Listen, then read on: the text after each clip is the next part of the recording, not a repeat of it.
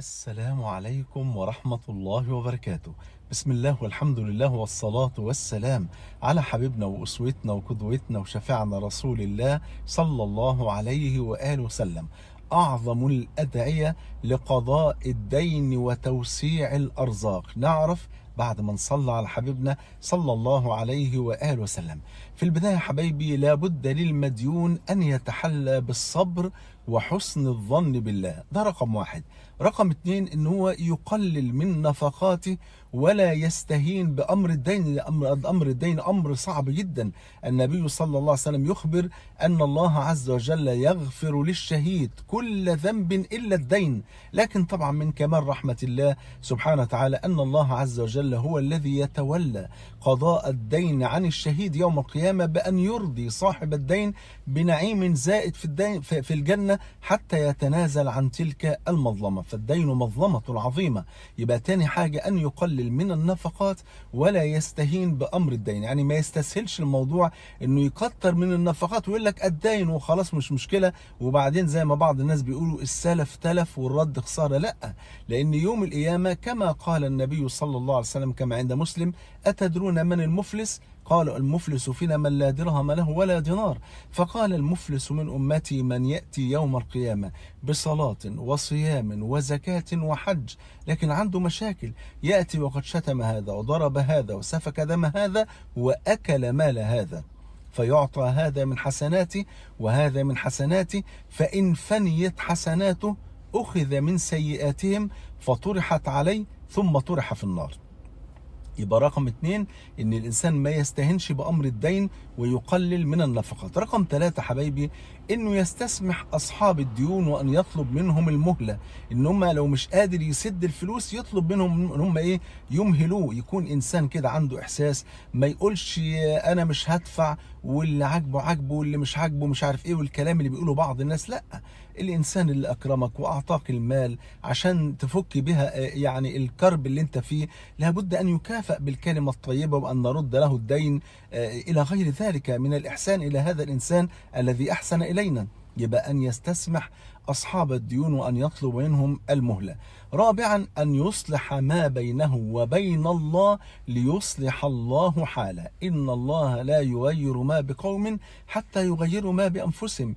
يمكن يكون عدم البركة في الرزق وقلة الرزق ويعني ووقوع في الديون ممكن يكون بسبب ذنوب بيرتكبها، فلا بد للإنسان أن هو يتوب ويرجع إلى الله سبحانه وتعالى. قال جل وعلا: ومن يتق الله يجعل له مخرجا ويرزقه من حيث لا يحتسب.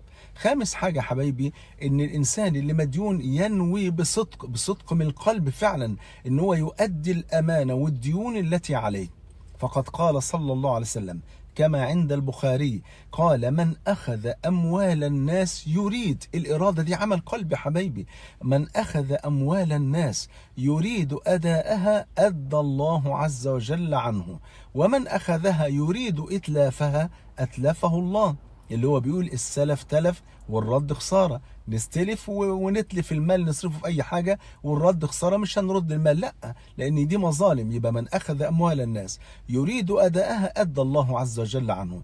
وفي رواية عند ابن ماجه بسند صحيح أن النبي صلى الله عليه وسلم قال: إن الله عز وجل مع المديون حتى يقضي دينه، فالله عز وجل يعينك يا صاحب الدين. يعني الإنسان اللي الدين بدين لإنسان تاني، ربنا سبحانه وتعالى بفضل الله يعينك على أداء هذا الدين ما دمت مخلصا وعندك نية لأداء الدين. سادسا ودي آخر حاجة، إن المديون يتوجه إلى الله عز وجل بالدعاء ليقضي عنه دينه، ليعينه على قضاء الدين. إذا سألت فاسأل الله، وإذا استعنت فاستعن بالله. تعالوا نكمل مع بعض بقى ونعرفكم إيه هي أعظم الأدعية لقضاء الدين، ولكن بعد الفاصل.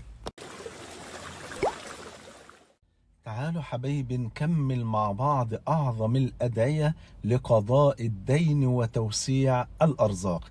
ذكرنا قبل الفاصل 6 نصائح أتمنى أن تكتبوها وأن تلتزموا بها لتكون عونا لكم على أداء الدين بفضل الله وتوسيع الأرزاق بفضل الله عز وجل. والآن أذكر لحضراتكم 3 أنواع من الأدعية التي وردت في سنة النبي صلى الله عليه وسلم. يا ريت تحضروا ورقة وقلم وتكتبوها، وبفضل الله سبحانه وتعالى تكرروها كل يوم، وبخاصة في الثلث الأخير من الليل. فقد أخبر النبي صلى الله عليه وسلم كما في الحديث الذي رواه مسلم أنه صلى الله عليه وسلم قال: ينزل ربنا عز وجل إلى السماء الدنيا كل ليلة، أي نزولا يليق بجلاله وكماله، وينادي ويقول: أنا الملك أنا الملك، من ذا الذي يدعوني فأستجيب له، من ذا الذي يسألني فأعطيه، من ذا الذي يستغفرني فأغفر له، إلى أن يطلع الصبح. طيب تعالوا نشوف بقى ال3 أحاديث. الحديث الأولاني رواه الترمذي بإسناد حسن أن مكاتبا جاء إلى علي بن أبي طالب رضي الله عنه وأرضاه وقال له: إني قد عجزت عن كتابتي فأعني.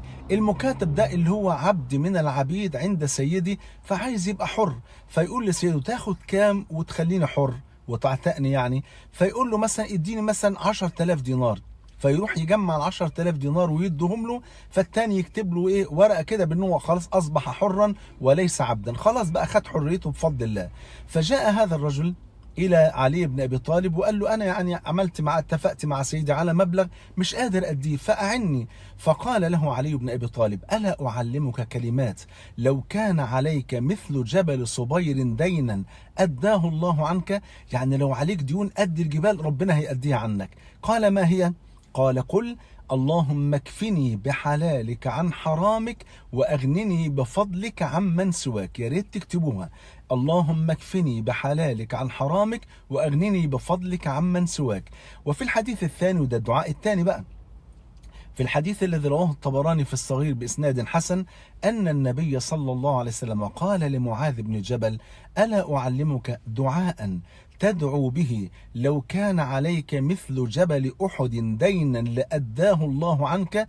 قال: بلى يا رسول الله. قال: قل يا معاذ اللهم، هو ده الدعاء بقى، اللهم مالك الملك تؤتي الملك من تشاء وتنزع الملك ممن تشاء وتعز من تشاء وتذل من تشاء بيدك الخير إنك على كل شيء قدير، رحمن الدنيا والآخرة، رحمن الدنيا والآخرة ورحيمهما، تعطيهما من تشاء وتمنع منهما من تشاء، ارحمني رحمة تغنيني بها عن رحمة من سواك. الله أكبر.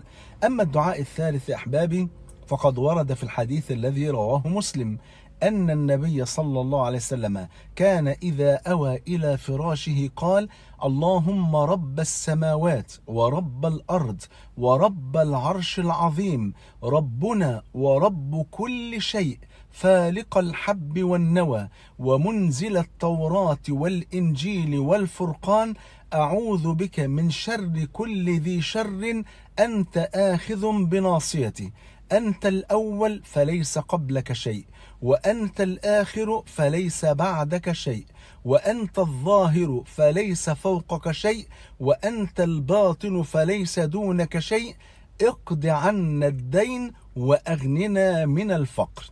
الله أكبر. ذكرت لحضراتكم 3 أدعية من أعظم الأدعية لقضاء الدين.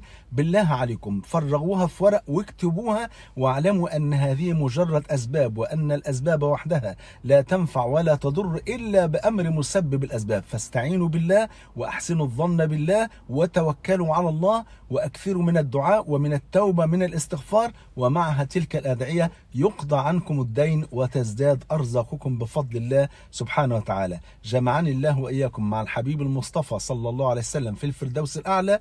بحبكم في الله، والسلام عليكم ورحمة الله وبركاته.